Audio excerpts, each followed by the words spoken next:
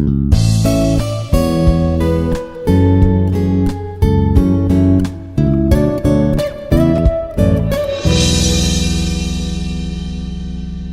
morning. I am V. Prasannanjaneya Reddy, working as Assistant Professor in the Department of ECE, Institute of Aeronautical Engineering College, Dundigal, Hyderabad. In this session, we are going to discuss about preemptive multitasking, shortest job, first scheduling. Okay. So, preemptive means, general multitasking means multi, more than one. Task means some work. The operating system will do the multiple tasks, but at a time, one core will do the one task only. So, which task needs to be scheduled? How we can decide? So, that decision making by the task scheduler. Task scheduler. So, the real-time operating system contains task scheduler. That scheduler schedules the tasks. Which task needs to be executed first among the multiple tasks. Next. So, this multitasking is three types. Non-preemptive multitasking, preemptive multitasking, and cooperative multitasking.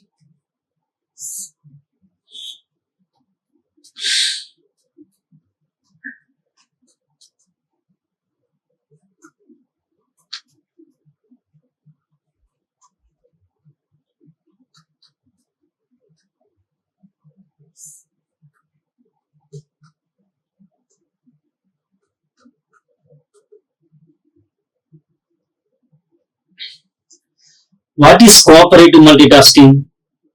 Means, here different types of states are there.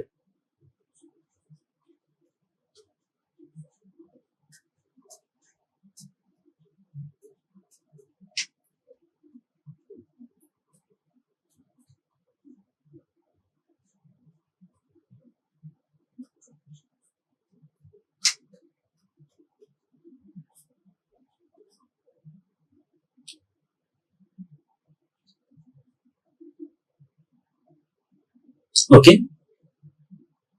Whenever you want to do some task, the task is created with their IDs and all the information. Whenever the task is ready for execution, that comes into the ready state. Okay. At that time, the scheduler checks. Suppose here process P1, process P2, process P3 are there ready for execution. So, which task needs to be scheduled for execution? That is decided by the task scheduler based on the scheduling algorithm. So, there are three types of scheduling algorithms are there. First one is cooperative. So, suppose P1 is in the running state, P4 also enter into the ready state. At that time, after completing the execution of P1, then only a new process is scheduled for execution. That is called cooperation. So, cooperation between the multiple tasks. Okay. Whenever a new process gets the CPU, whenever the currently executing task is voluntarily release the CPU. The currently executing task voluntarily release the CPU, then only a new process get the CPU for doing its operation. That type of tasking is called cooperative multitasking. Next, non-preemptive. So, P1 is executing, P2, P3, P4 in the ready state. So at that time, suppose if any new process enters the ready state, that after completion of P1, then only the scheduler checks the ready state, which process needs to be scheduled for execution. Okay, that is called non-preemptive multitasking. Next, preemptive multitasking means whenever if any new process is entered into the ready state,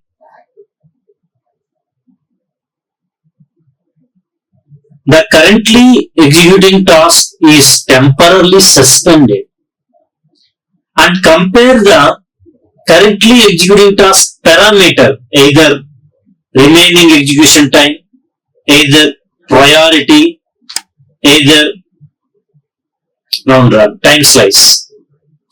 So based on these three metrics, we can compare this currently executed task with the newly entered task. So based on that one, we can schedule which task needs to be scheduled now. That is called preempt. So under non-preemptive, different types of multitasking are there. First in, first out, or first come, first service execution. Last in, first out, or last come, first service. Shortest job, first scheduling, which process has less execution time, that is scheduled for execution first. Priority, which process is having highest priority, that is scheduled first. In preemptive, shortest job, first scheduling algorithm is there. Which process is having less execution time, that is scheduled for execution first. Which process is having highest priority, that is scheduled for execution first. Round robin means that you have fixed time period, it follows the first in first out scheduling algorithm. So which process comes first, that is scheduled first, with a time slice, equal time period, that we'll discuss in the continuous sessions. So now in this session specifically we are discussing shortest job first scheduling, means which process is having less execution time, that process is scheduled first for execution. That process get the CPU. We will go to an example.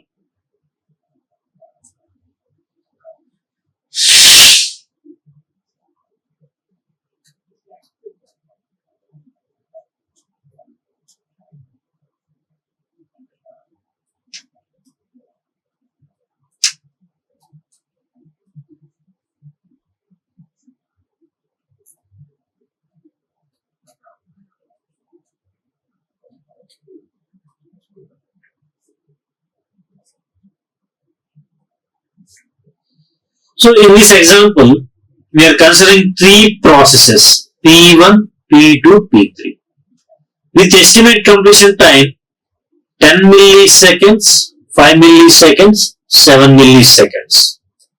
Enter the ready queue together, means 3 are entering at the same time. First P1 entered, next P2 entered, next P3 at the same time with their execution times. So first P1 entered, next P2, next P3. At the time of 0.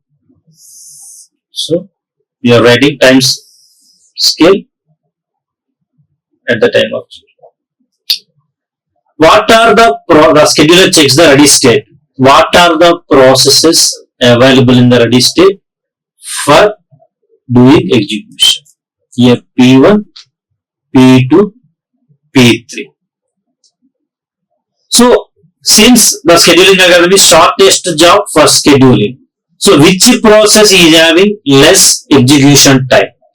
So P2 is having less execution time, that is 5 milliseconds. So that is scheduled for execution first, P2. So P2 is scheduled for execution first. Its execution time is 5 milliseconds. So since it is preemptive, If any new process enter into the ready state, immediately the currently executing is suspended and compare its remaining execution time with the newly entered process. So here a new process P4 with execution time 2 milliseconds enter the ready queue after 2 milliseconds. After means after executing 2 milliseconds, P4 enter into the ready state. In this time, the scheduler stop the currently execution task P2 temporarily. And what is the remaining execution time of P2? Overall time is 5 milliseconds. Already 2 millisecond execution completed. So remaining time 3 milliseconds. So the new process execution time is 2 milliseconds. So among these two, which one is having less execution time? P2. Sorry, P4 having less 2 milliseconds only. So P2 again goes to the ready state and P4 is scheduled for execution. So what is its execution time? 2 milliseconds. Means totally 4 milliseconds. Okay. So in this, before that, no process entered here according to this problem. Again, no waiting time, no evaporation, waiting time. Again, now at the time of 4th millisecond, what are the processes available? So P4 is entered into running state. It's completed, so it entered into the completed state. Next, what are the processes available in the ready state? P1, P2, P3. Among them, which process have less execution time? So P2 remaining time is 3 milliseconds only. So again, P2 is scheduled for execution. That the execution time 3 milliseconds. So overall time period is 7 milliseconds. At the time of 7th millisecond, P2 is completed. Before that, no process entered. That's why we are completed. Next, P2 also completed. That is entered into the completed state. Next, so P4 completed, P2 completed.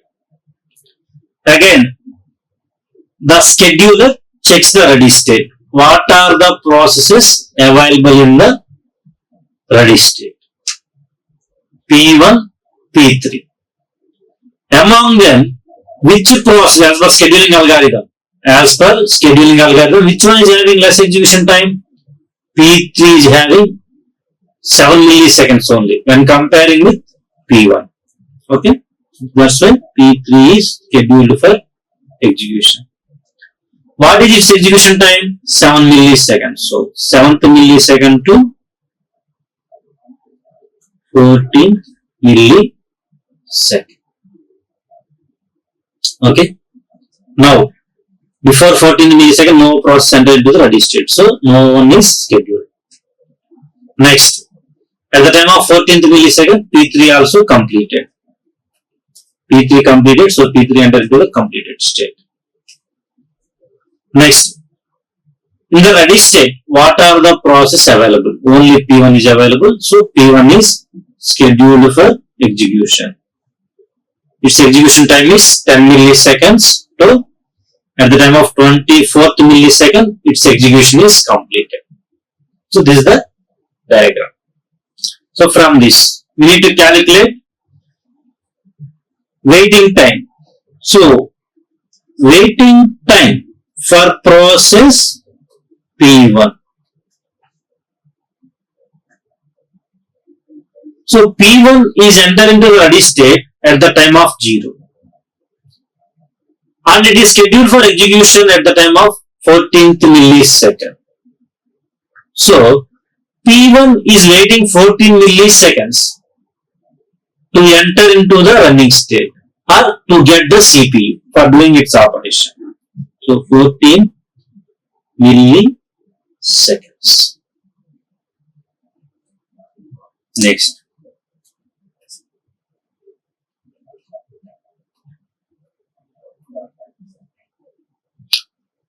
waiting time for process P2. Process P2 enter into the ready state at the time of 0 and it is scheduled for execution immediately, means 0 milliseconds. Again, at the time of second millisecond, it is entered into the ready state from running state to ready state. So, and when it is scheduled for execution, 4th millisecond. So, it is waiting 2 milliseconds here. So, plus 2 milliseconds. Totally 2 milliseconds waiting in the ready state. Next, waiting time for process P3. P3 enter into ready state at the time of 0 and it is scheduled for execution at the time of 7th millisecond. So it is waiting 7 milliseconds in the ready state to get the CPU. Next, waiting time for process P4. P4 enter into the ready state at the time of at the time of 2nd millisecond and it is scheduled for execution immediately. So, its waiting time is 0 milliseconds. So, what is the average waiting time for this requirement is sum of all the waiting times like 14 plus 2 plus 7 plus 0 milliseconds by total number of processes, that is equal to 23 by 4 milliseconds, that is equal to 5.75 milliseconds.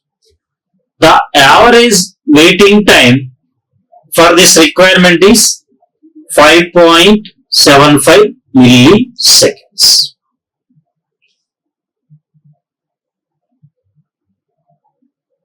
Now calculate the turnaround time. Turnaround time for process P1. Turnaround time means the process enter into the ready state to the process enter into the completed state in a simple manner. So process P1 enter into the ready state at the time of 0 and it is an execution completed at the time of 24th millisecond. Total time is 24 milliseconds.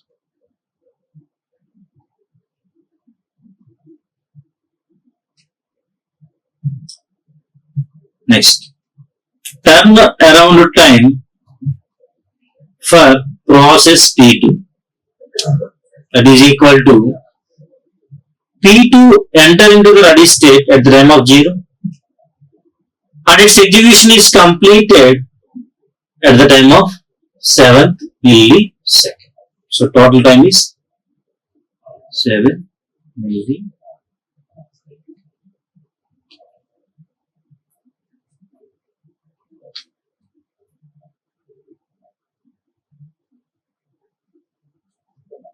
Turnaround time for process P3. P3 enter into the ready state at the time of 0. Its execution is completed at the time of 14th millisecond. So,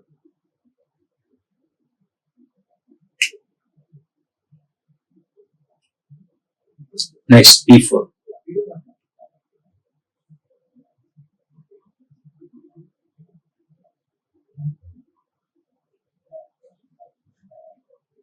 Process P4 enter into the ready state at the time of 2nd millisecond and its execution is completed at the time of 4th millisecond. So total turnaround time is 2 milliseconds. Okay. So average turnaround time equal to sum of individual turnaround times by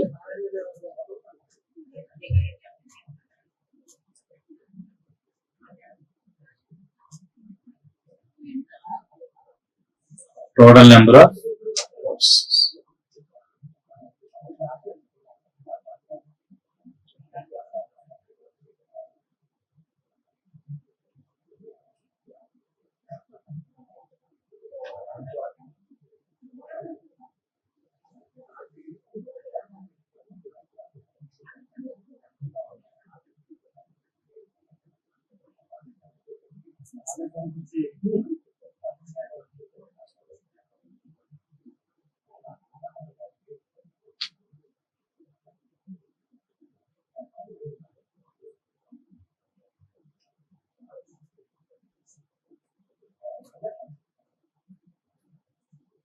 Okay, that is equal to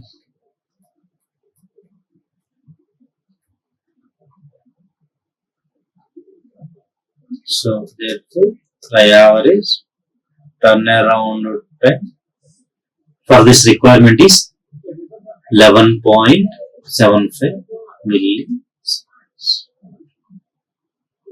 So in this manner we can check average waiting time and average turnaround time for this requirement.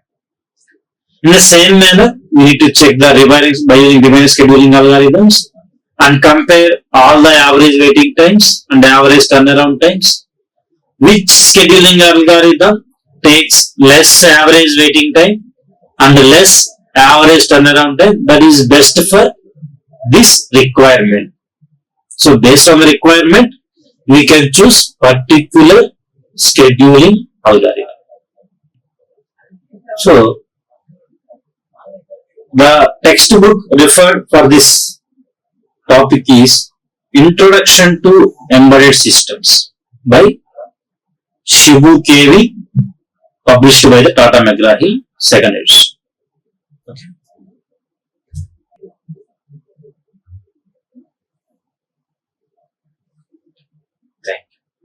Like, share and subscribe. Hit the bell icon for more updates.